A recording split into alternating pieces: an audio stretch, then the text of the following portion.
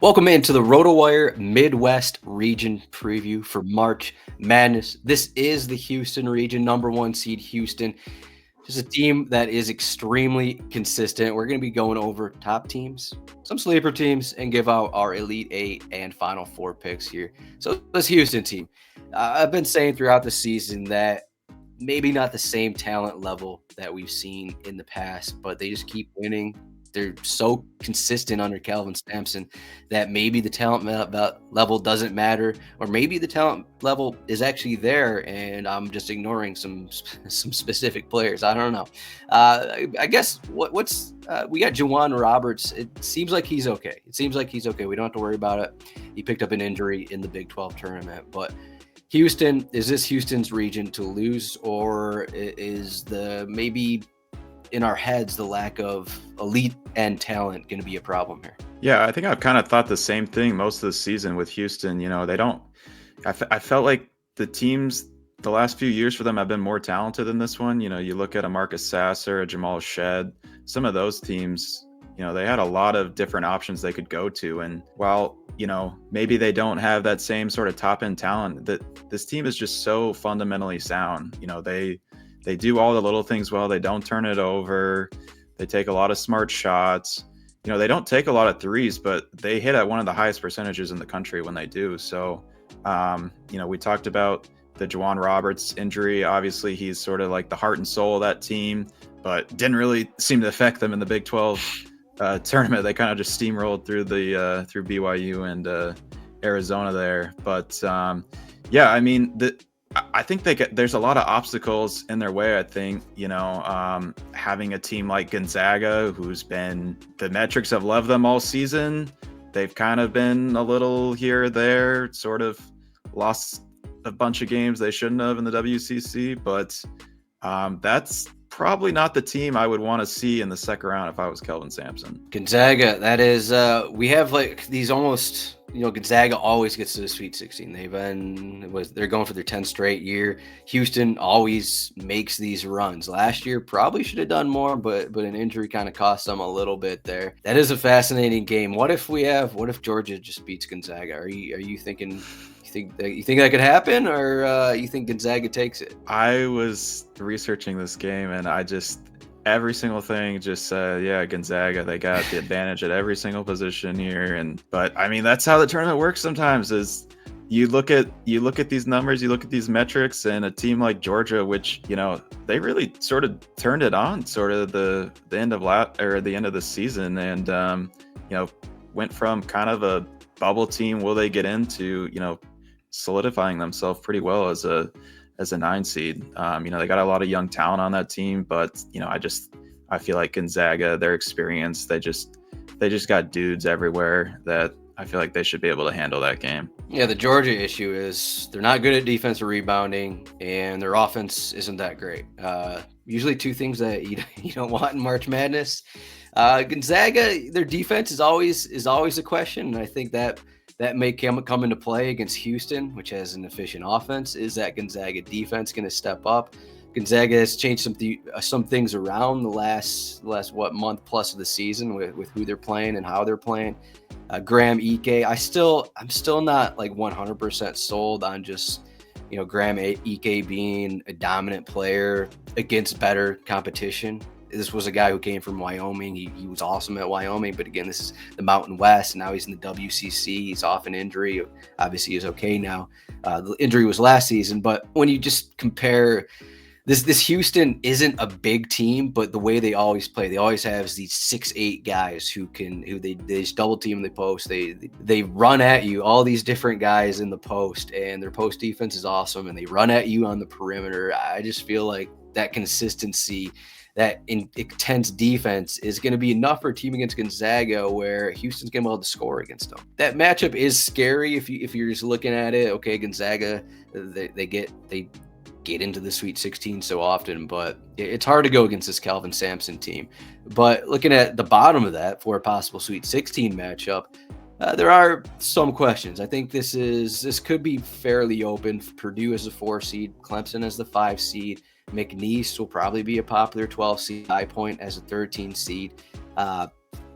what's your read on this? It's always popular for the 12 and 13 upsets. I almost wanted to go, let's go high point, Sweet 16, but maybe I might have to think about it a little more. Yeah, and I mean, I think these will be two pretty popular upsets as well. I mean, I think McNeese, everybody was on McNeese last year, it seemed, against Gonzaga, and they absolutely got ran out of the gym. So, we'll see there. I think, when I look at some of these teams down here, Purdue, is their interior defense really hasn't been good all season. Obviously, it's tough when you don't have a 7'4" dude just clogging up the lane the entire game. So, I mean, Clemson, I think, is a team they almost got to the Final Four last year. I think nobody really expected that. And it seems like these ACC teams, we talk about the ACC having, not a lot of depth, a lot of bad teams. But, the last few years, you come to March and there's always one or two around in the Elite Eight, it seems like. So I do like Clemson. I think they got a good shot to make around here. And if they were to face Houston, I feel like they got a decent shot against them. I mean, they're a very good defensive team. They're a very experienced team. Chase Hunter is certainly capable of making a lot of tough shots. And, they've certainly got the size to go up against a Houston team as well. Yeah, Chase Hunter making tough shots. I feel like they have too many tough shots is my issue with Clemson. Just let's get some easy shots for Clemson. Their offense that's how they were last season, though. And they made that run and they were making tough shots, and their defense was really good in the tournament. So maybe it happens again. Yeah, I do like Clemson in that spot, though. I've been since Will Wade, I think, is a good recruiting coach, but I don't think he's a good basketball coach. I don't know if that's a hot take, but the furthest he's ever gone in the tournament is the 16. And he's been knocked out in the first round, second round so many times. I saw his LSU team play Michigan State more than 5 years ago in the Sweet 16, and the team just had nothing going for him. It was just like a weirdly coached game from him, and that's kind of what he's backed it up with following LSU and McNeese State last season. So I'm not going to be on that McNeese State train. And then Purdue, the one thing about Purdue, okay, similar kind of to Michigan, it's like, can a team like High Point deal with Kaufman Rent? Can they deal with Braden Smith? Not many can deal with them. Big Ten teams figure it out. And is High Point going to figure it out? Purdue's defense is terrible. So I think that's one of the reasons why High Point could do something there. But I think it is favorable for Clemson, like you said, just because of that Purdue defense. But maybe it's High Point. So you look at the bracket and you see all these teams. You see the Clemsons, you see Gonzaga, but it's just like, man, Houston is so consistent. Are they going to lose to any of these teams? And I think it seems like kind of what we're saying is no. It seems like we're saying no. We don't think Houston's going to lose to these teams. Yeah, no, I kind of feel the same way. And then, you kind of look at the bottom of the bracket here on who they could potentially face in the Elite Eight. I think it's a really good draw for Tennessee here. So, they've struggled at times offensively this year. But, it seems like they've really turned around, as of late. Chaz Lanier has been a great addition to that team, just capable of making shots from wherever on the court, it seems like. Zakai Ziegler, we know his game. And you look at another guy like a Jordan Gainey, averaging, over 15 points per game off the bench over the last 6. So I think sort of some of these offensive pieces, some of the other pieces are sort of coming together at the right time for Tennessee, who had a pretty good showing in the SEC tournament. Tennessee is another one of those teams where I don't know if I can get there. This team is worse than last season. Feels like they don't really have much of a post presence. Jonas Aidoo's on Arkansas. He was like, I wouldn't say he's an elite post guy, but he was one of their post guys last season. And obviously they don't have Dalton Connect. They don't have anyone like him. Lanier is good, but he's not Dalton Connect, I don't think. So I find it hard just to go back to this team, which does seem worse in a lot of areas. One team I wanted to look at instead, Kentucky. So the quote here, it just matters in terms of Lamont Butler being back for March Madness. That's what Mark Pope said. It just matters. If you want more updates, injury updates, rotowire.com/cbasketball. RotoWire will be covering all of these injuries by the hour over there. So if there's a Lamont Butler update, it'll be up on the site. But it just matters. He is the guy that's going to cut off the head of the snake, or whatever you want to call it. He is their point guard, their top defender. Without him, their defense like falls apart. With him, their defense is at least better. It's better. They're already a pretty good offense.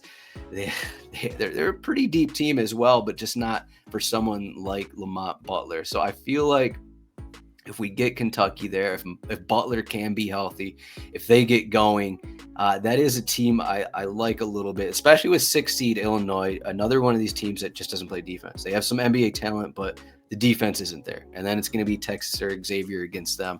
I think it's kind of if Lamont Butler's healthy, I'll just say that specifically. I kind of like Kentucky to the Sweet 16 at least, and then beyond. What's your play here with the 6-11 and then Kentucky, Illinois? What do you got there?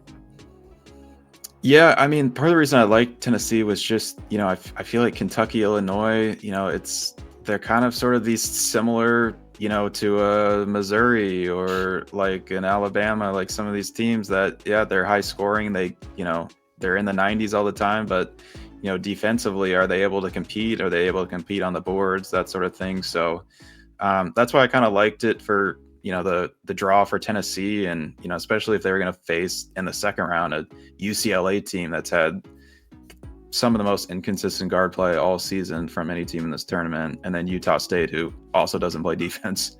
So, but I mean, one team to keep an eye on is Xavier. I feel like, they've come in rolling. They won 7 straight before the Big East tournament, and then they kind of blew it to Marquette in their first game of the tournament. So, it's good to see Zach Fremantle just back at it. He was great a few years ago and then had all these injuries. So this is a super experienced team that's got a lot of weapons, I feel like, and they're a really efficient scoring team as well. And, they also do a good job rebounding the basketball. So Xavier, if you want to get a little frisky, the playing game is always difficult. You got to sort of watch to see what happens there.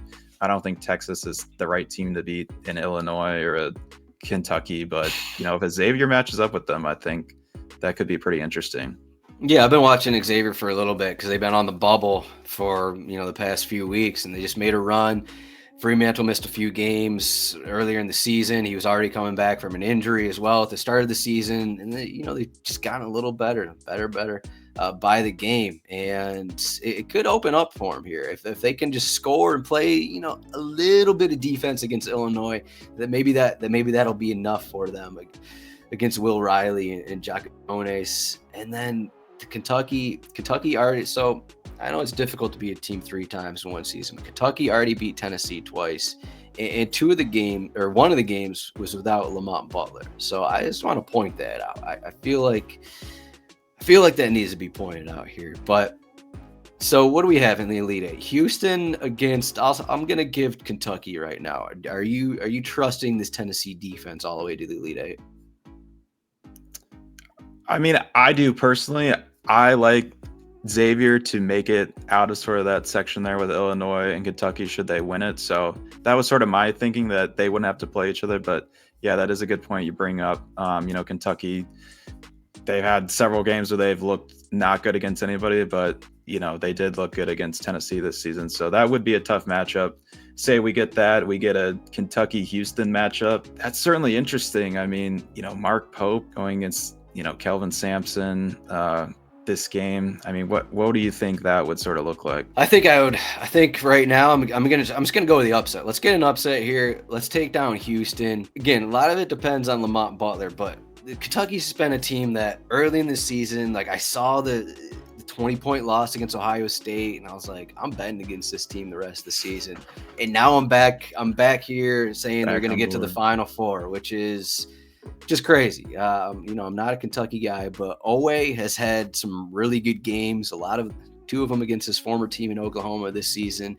If Butler can be there, they have enough scores. Their shooting is kind of one of the issues. Kobe Brea hasn't really been at the same level as last season. I guess he's up there at 40, almost 44%. So I guess he's shooting all right. I mean, they have the offense, I think, again, to take down a team like Tennessee. It's just going to be, do they have the intensity? I think I've seen enough intensity out of the Owes, out of the Amari Williams, that maybe they could take down a Houston team, because that's one thing you need against Houston. You need intensity, because they're super intense. They're an intense team.